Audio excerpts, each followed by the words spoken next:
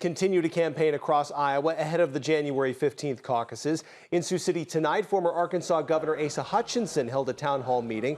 At the Wheelhouse Bar and Grill, the Republican spoke for about 45 minutes, touching on a whole host of issues. After his town hall, Hutchinson talked to KTIV about the importance of his final push before the caucus.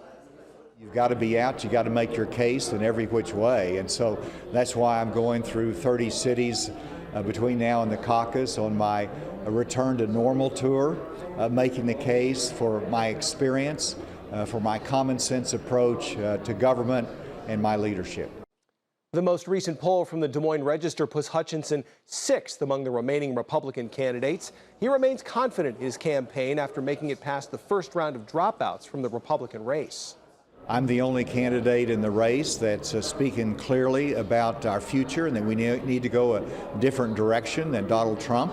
And I supported him in 2016 and 2020, but we really need to come together as a party and say our best chance of winning is with a candidate that can bring in independents and those voters that are critical to winning in a general election.